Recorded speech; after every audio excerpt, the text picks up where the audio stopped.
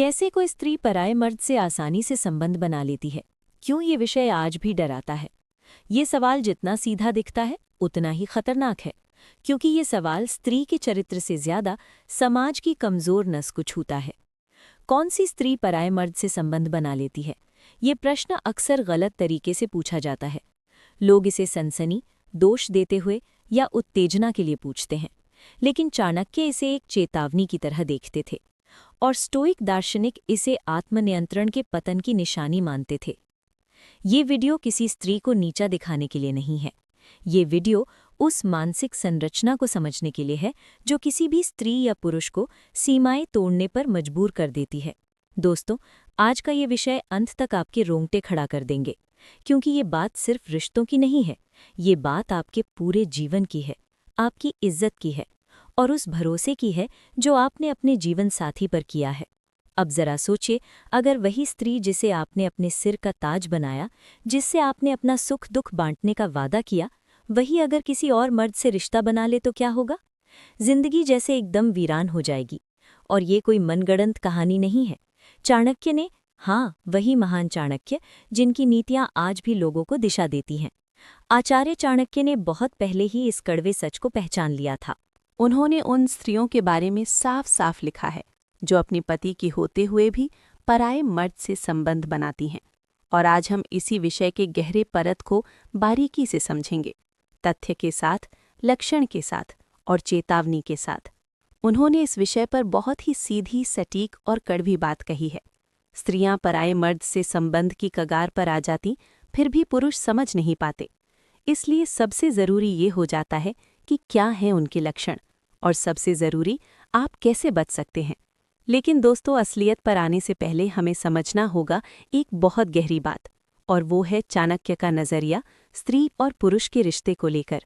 तो चलिए शुरुआत करते हैं उस भूमिका से जो इस वीडियो को सिर्फ ज्ञान नहीं बल्कि आपकी आंख खोलने वाला अनुभव बना देंगे। लेकिन उससे पहले आपसे एक छोटी सी रिक्वेस्ट है कि इस वीडियो को लाइक ज़रूर करें और हमारी चैनल को सब्सक्राइब ज़रूर कर लें, क्योंकि अगली वीडियो में हमें साथ बने रहना है। तो चलिए शुरू करते हैं। चाणक्य का पहला सिद्धांत, चरित्र नहीं परिस्थिति गिराती है। चाणक्य नीति में एक सीधा वाक्य है, जो अपने मन का स्वामी नहीं वो किसी का नहीं होता।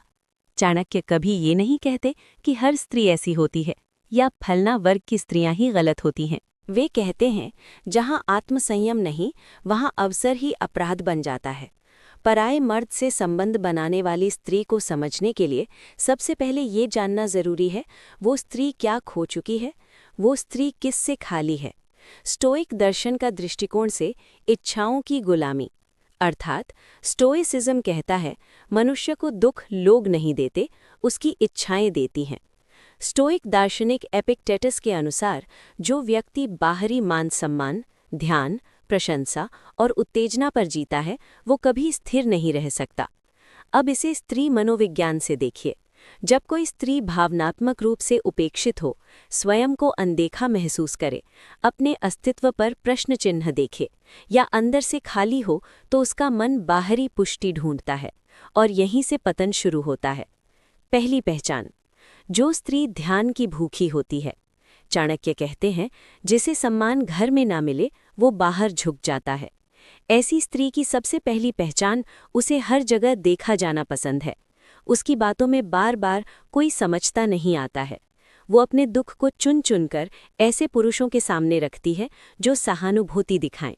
स्टोइक इसे कहते हैं भावनात्मक निर्भरता की शुरुआत। ध्यान रहे, ये यौन इच्छा नहीं है, ये स्वीकृति की भूख है। दूसरी पहचान, सीमाओं को पुरानी सोच कहना। चाणक्य नीति स्पष्ट है, जो लज्जा को बंधन कहे वो स्वयं बंधन बन जाती है। ऐसी स्त्री अक्सर कहती है, आज के ज़माने में ये सब कौन मानता है, दोस्ती में इतनी दीवारें क्यों, मन साफ हो तो सब ठीक है। स्टोइक दर्शन इसे कहता है सेल्फ डिसेप्शन, यानी स्वयं को ये समझाना कि जो मन को अच्छा लगे वही सही है। यहीं से पराया मर्द धीरे धीरे सिर्फ दोस्त बनता है, और सिर्फ दोस्त कभी कभी पति से ज्यादा निकट हो जाता है। तीसरी पहचान, तुलना की बीमारी। स्टोइक दर्शन में तुलना को मन की सबसे बड़ी बीमारी कहा गया है। ऐसी स्त्री अपने पति या साथी की तुलना दूसरों से करती है, सोशल मीडिया से अपनी कीमत आंकती है और ये भूल जाती है कि हर पुरुष का अच्छा हिस्सा बाहर दिखता है। चाणक्य कहते हैं, जो दूसरे के घर की रोटी देखे उसे अपनी रोटी फीकी लगती है। ये तुलना धीरे धीरे असंतोष बन जाती है और असंतोष विश्वास का दुश्मन है। चौथी पहचान, भावनाओं को नियंत्रित न कर पाना।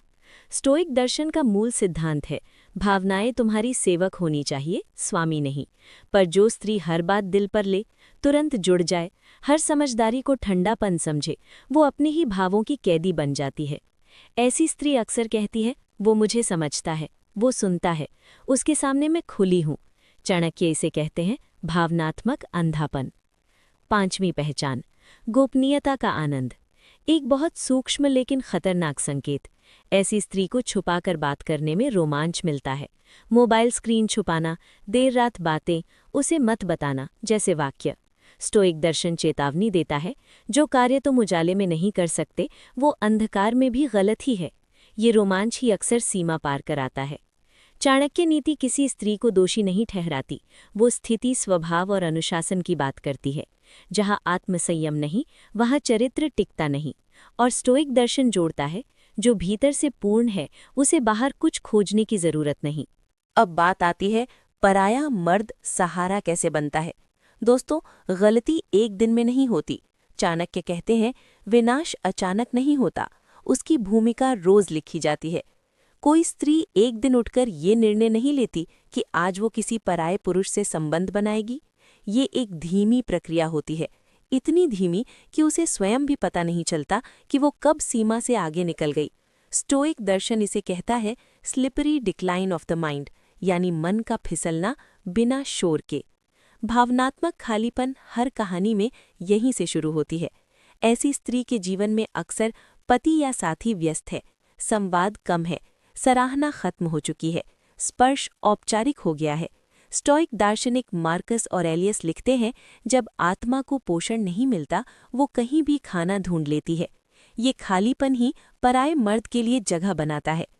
दूसरा चरण, बस कोई सुन ले। ये सबसे खतरनाक मोड़ होता है। पराया मर्द शुरुआत में सलाहकार होता है, सहानुभूतिशील होता है, बिना टोके सुनता है। वो नायक नहीं बनता, वो श्रोता बनता है। चाणक्य नीति में स्पष्ट है, जो तुम्हारा दुख सुन ले वो तुम्हारे मन में प्रवेश कर लेता है। यहाँ अभी कोई गलत इरादा नहीं होता, लेकिन स्टोइक दर्शन चेतावनी देता है, जो व्यक्ति तुम्हारी भावनाओं पर अधिकार पाले वो तुम्हारे निर्णयों पर भी पालेगा। तीसरा चरण, तुलना का बीज। अब वो स्त्री अनजाने में तुलना करने लगती है। वो तो समझता है, वो इतना रूखा नहीं है, उसके साथ बात करना हल्का लगता है। चाणक्य कहते हैं, तुलना सम्मान को मार देती है। ये तुलना जोर से नहीं होती, ये मन में फुसफुसाती है। स्टोइक इसे कहते हैं साइलेंट करप्शन ऑफ जजमेंट। चौथा चरण, गोपनीयता की शुरुआत। अब बातें सबके सामने नहीं होती। देर रात के संदेश, छिपी हुई कॉल, वो बस दोस्त है का तर्क। यहाँ स्त्री खुद से झूठ बोलने लगती है। स्टोइक दर्शन साफ कहता है, जब तुम अपने कर्मों को सही ठहराने लगो, समझ लो वे सही नहीं है। गोपनीयता ही आने वाले पतन की नींव है। पांचवा चरण, भावनात्मक निर्भरता। अब वो स्त्री खुश हो तो उसे बताए, दुखी हो तो उसी को ढूंढे, निर्णय से पहले उसकी राय ले। चाणक्य नीति में ये स्थिति मन की दास्ता कहलाती है। जो परामर्श बिना अधिकार के ले, वो धीरे धीरे अधिकार भी दे देता है। अब पराया मर्द जरूरत बन चुका है। छठा चरण, सीमा का धुंधला होना। ये सबसे निर्णायक बिंदु है। हल्की छुअन, लंबा आलिंगन, भावुक पल। स्टोइक दर्शन कहता है, जो चीज़ छोटी लगती है वही बड़ी बनती है। यहाँ स्त्री अक्सर कहती है, बस एक पल था, कुछ नहीं हुआ। पर चाणक्य कहते हैं, जो एक बार लांघा गया वो सीमा नहीं रहती। सातवां चरण, आत्मधोखा, सेल्फ डिसेप्शन। अब वो स्त्री खुद को सही ठहराती है, परिस्थिति को दोष देती है, भाग्य को जिम्मेदार मानती है। स्टोइक दर्शन इसे सबसे बड़ा पतन मानता है। जब मन दोष ढूंढने लगे, आत्मा मरने लगती है। यहाँ संबंध अब भावनात्मक से आगे बढ़ चुका होता है। चाणक्य कहते हैं, जो स्त्री या पुरुष आत्मसंयम खो देता है वो सम्मान भी खो देता है। स्टोइक दर्शन समाधान देता है, भावनाओं को पहचानो पर उनसे संचालित मत हो। सीमाएं पहले तय करो, सत्य से भागो मत, नहीं ऐसा रिश्ता आप दोनों को इस जगह जरूर ले जाएगा। ध्यान से समझिए, चाणक्य नीति और स्टोइक दर्शन के अनुसार अंतिम सत्य। हर सुख और दुख का हिसाब होता है। स्टोइक दर्शन का एक वाक्य है, जो सुख अनुशासन के बाहर मिलता है वो अंत में दंड बन जाता है। पराये मर्द से बना संबंध शुरुआत में राहत देता है, पर अंत में वो राहत आत्मा पर बोझ बन जाती है।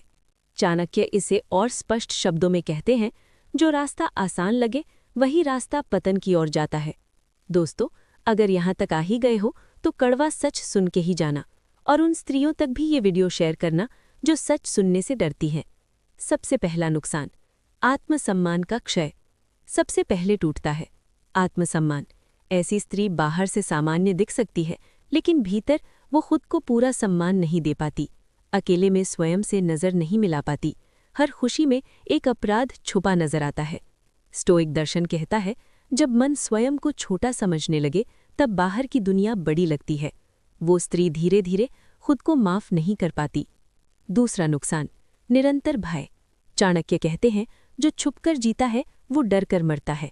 ऐसे संबंध के बाद स्त्री हमेशा पकड़े जाने के डर में रहती है, हर सवाल में शक देखती है, हर शांति में तूफान की आशंका करती है।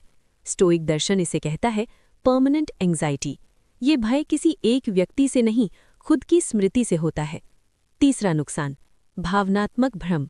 अब सबसे कड़वी सच्चाई, पराया मर्द अक्सर जितना देता है उससे ज्यादा ले लेता है। वो पूरी जिम्मेदारी नहीं लेता, वो केवल सुविधा तक रहता है। वो संकट में पीछे हट जाता है। चाणक्य नीति में लिखा है, जो पुरुष पराई स्त्री से सुख ले वो संकट में उसे अकेला छोड़ देता है, और तब स्त्री समझती है जिसे वो अपना मान बैठी वो कभी था ही नहीं। चौथा नुकसान, रिश्तों में कड़वाहट। अब पति या साथी और भी दूर लगता है, और भी गलत दिखता है, और भी असहनीय लगता है, क्योंकि तुलना अब आदत बन चुकी होती है। स्टोइक दर्शन चेतावनी देता है, जिसने तुलना करना सीख लिया उसने संतोष खो दिया। ये कड़वाहट घर को तोड़ती है, पर सबसे पहले मन को तोड़ती है। पांचवा नुकसान, पहचान का विघटन। अब स्त्री खुद से पूछती है, मैं ऐसी कैसे बन गई, मैं तो ऐसी नहीं थी। यही स्टोइक दर्शन कहता है, मनुष्य अपने निर्णयों का योग होता है, और ये स्वीकार करना सबसे कठिन होता है। चाणक्य कहते हैं, जो स्वयं से भागता है वो कहीं शांति नहीं पाता। समाज नहीं, आत्मा दंड देती है, ये समझना जरूरी है। चाणक्य या स्टोइक दर्शन कभी समाज की सजा की बात नहीं करते। वे कहते हैं, सबसे बड़ा दंड आत्मा देती है। बेचैनी, असंतोष, अकेलापन, स्वयं पर क्रोध, ये सब अदालत के बिना मिलते हैं। स्टोइक दार्शनिक सेनेका लिखते हैं, अपराध से बड़ी सजा अपराधी मन होता है। चाणक्य नीति समाधान भी देती है, भावनात्मक सीमाएं पहले तय करो। दुख बांटने के लिए हर व्यक्ति योग्य नहीं। जो सुन रहा है वो मित्र हो जरूरी नहीं। जहाँ सम्मान है वहीं ठहरो, जिसे सम्मान कम लगे वहाँ सुधार करो, पलायन नहीं। स्टोइक दर्शन कहता है, अपनी भावनाओं को देखो पर उनसे शासित मत हो। बाहरी पुष्टि की आदत छोड़ो, आत्मसंतोष विकसित करो। मार्कस ऑरेलियस लिखते हैं, जिसके पास स्वयं है उसे कोई छीन नहीं सकता। जब स्त्री भीतर से पूर्ण होती है तो पराया आकर्षण कमजोर पड़ जाता है। पुरुषों के लिए भी चेतावनी, ये केवल स्त्री का विषय नहीं है। चाणक्य पुरुषों को भी चेतावनी देते हैं, जो पराई स्त्री का सहारा देता है वो अपने चरित्र की नींव हिलाता है। स्टोइक दर्शन कहता है, जो क्षणिक सुख चुने वो दीर्घकालीन शांति खो देता है। असली शक्ति संयम में है। ये वीडियो किसी को डराने के लिए नहीं, जगाने के लिए है। पतन चरित्र से नहीं, अनुशासन से जुड़ा है। संबंध शरीर से नहीं, मन से शुरू होते हैं। जो स्वयं को संभाल ले वही मुक्त है। चाणक्य और स्टोइक दोनों एक ही बात कहते हैं, स्वयं पर विजय संसार पर विजय से बड़ी है।